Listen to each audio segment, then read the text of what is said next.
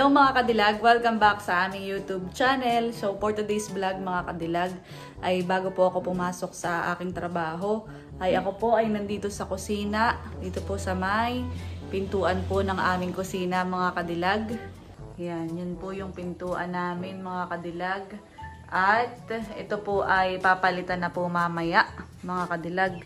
Dahil yan po ay butas na at saka medyo parang bumagsak na talaga ito itong parting ito.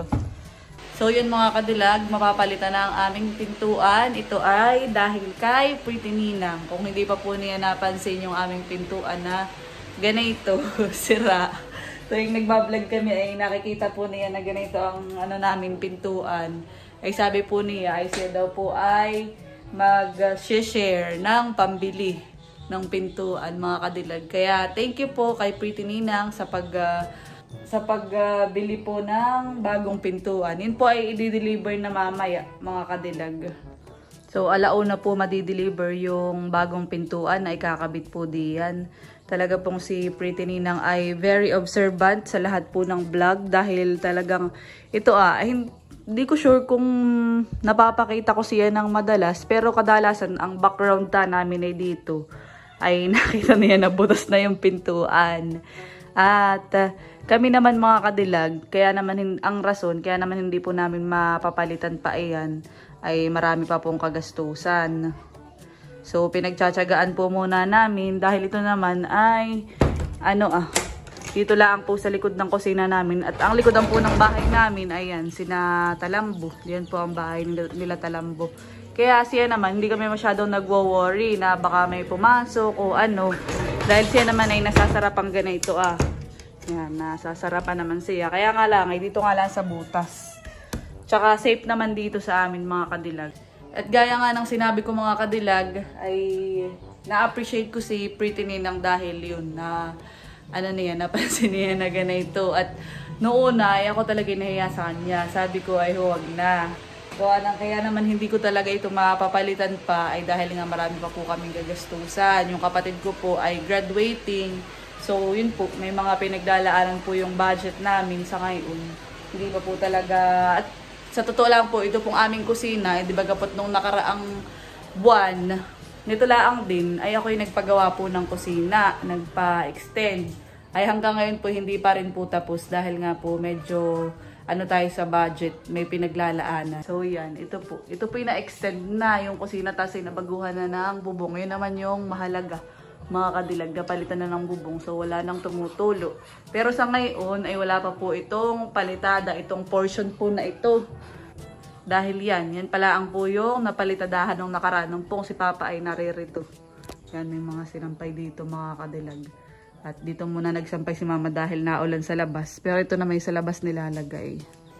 Tapos mga kadilag ay yun nga po, kami nagpa-extend ng kusina ay naisip ko, parang masyado namang malawak yung kusina. Kaya kumbaga ay parang timing na din na wala pang pampaayos.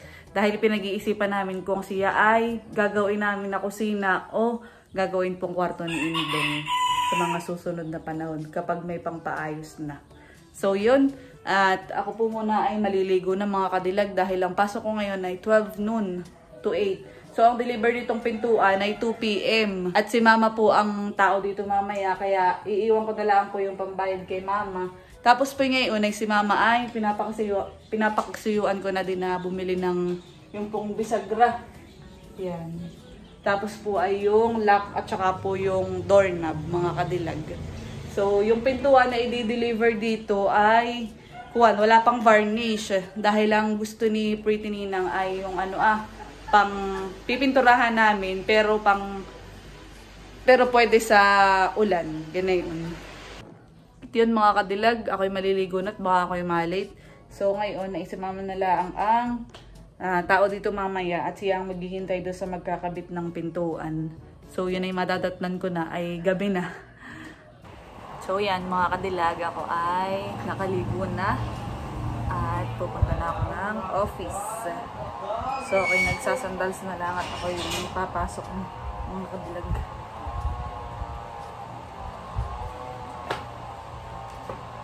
Ngayon ay Friday, so freestyle.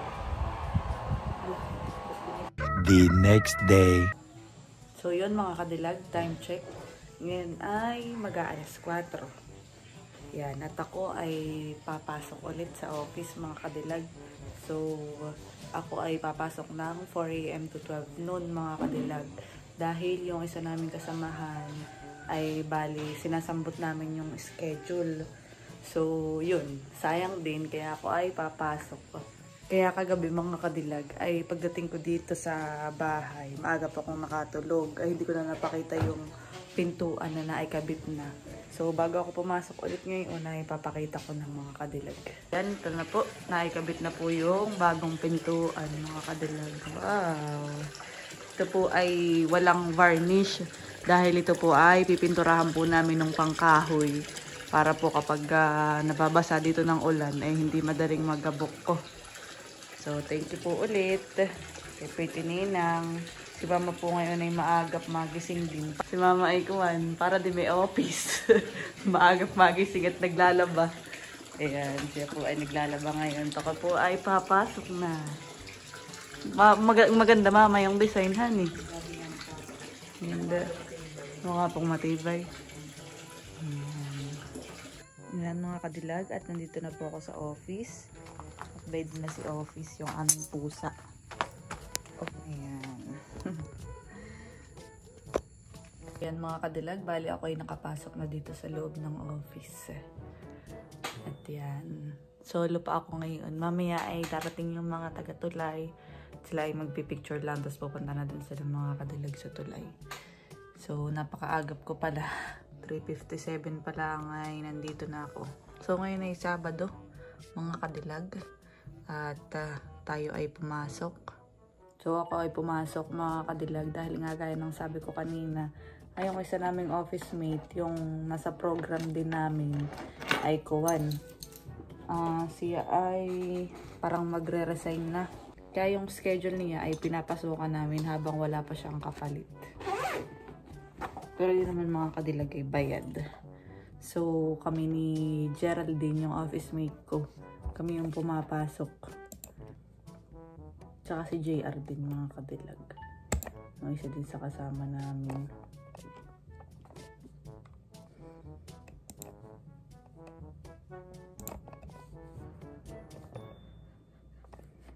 So ang tourism office mga kadilag dito sa general na car ay open kami mula 4 AM ng madaling araw hanggang 8 PM. Much later. Yan mga kadilag, ako po ay pa-out na dahil 12 na. So makauwi na sa bahay at makapagpahinga. Narito na po ako sa bahay. Bali kanina po ay kalakagwapo lang po ako nag-lunch. At si Kagwapo lang po ay tamang-tama dahil siya po ay dumating na din. Galing naman po siya ng Lucena. So sinama ko na din po siya dito sa amin.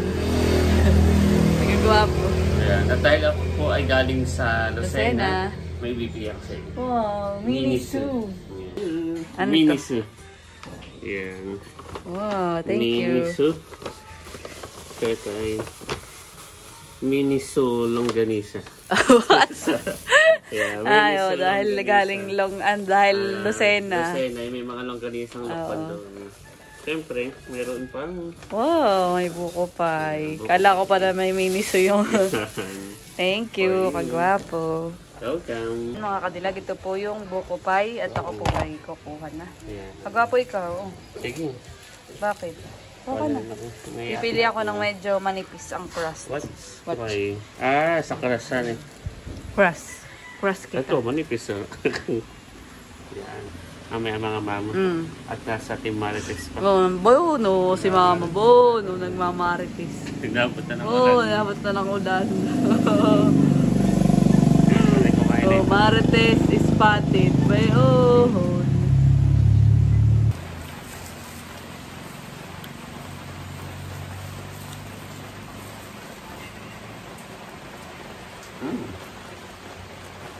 Ayos.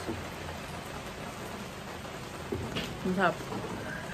Parang pwede hindi ako antok-antok dahil sa pang madaling araw kong duty. Oo nga. Ako din. Dahil madaling araw ko lumuwas naman. Anong oras ka lumutin? 4.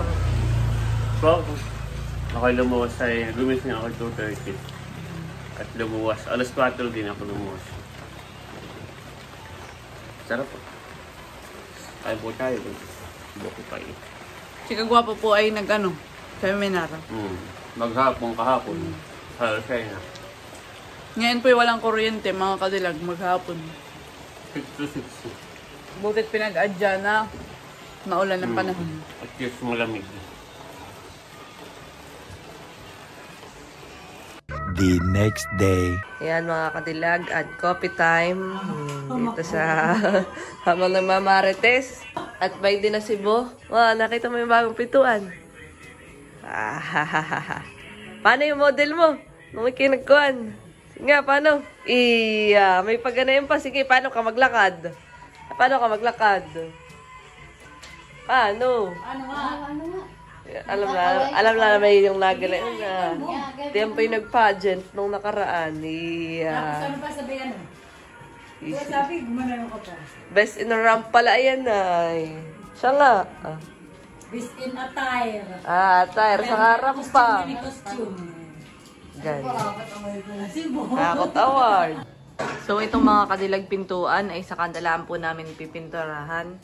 Ayan. Dahil ako hindi pa nakakapagtanong kay Papa kung anong pintura ang pwede dito. Maganda daw po ay yung pangkahoy talaga para po hindi siya madaling magabok. At saka po kuwan, ang rason din kaya nabutas yung aming ito po atong pintuang ito ay kuwan, nababasa po yan. Kaya po mas maganda ay mapinturahan po mga kadilag yung pintuan. So yan. Para iwas sira agad. So yun mga kadilag, bali pintura na lang po ang kulang po ng pintuan namin. At pag ako po ay nakapagtanong na kay Papa kung ano yung pwedeng pintura dito, kami na lang po ni Indong o kaya po ay sila po ni Mama at saka si Indong ang magpipintura. Dahil mas maganda nga po dito sa amin ay pintura. At ito nga po pala mga kadilag, ay meron na po kami dito sa bahay. Hindi na po nagbili si Pretty Ninang na itong bisagra. Tsaka po yung tornilyo, ako po kahapon na yung nakisuyo kay Mama, bumili na po na ito. Yan, yan naman po yung isa, dalawa, may stock na po dito, tatlong bisagra. Tapos ay yung tornilyo ay 24 pieces, ay mura lang naman po yun. Ako na lang po ang bumili. Tapos po ay yung doorknob, ay meron na din po ditong doorknob sa amin. Ito po yung matagal na pong na naka-stock ka. May ganito po si Papa. So yan. Thank you po ulit kay Pretty Ninang. Maraming salamat po. Ito yun ang kayo sa amin. Thank you po. Dami. Salamat daw po sabi ni Mama Pretty Ninang.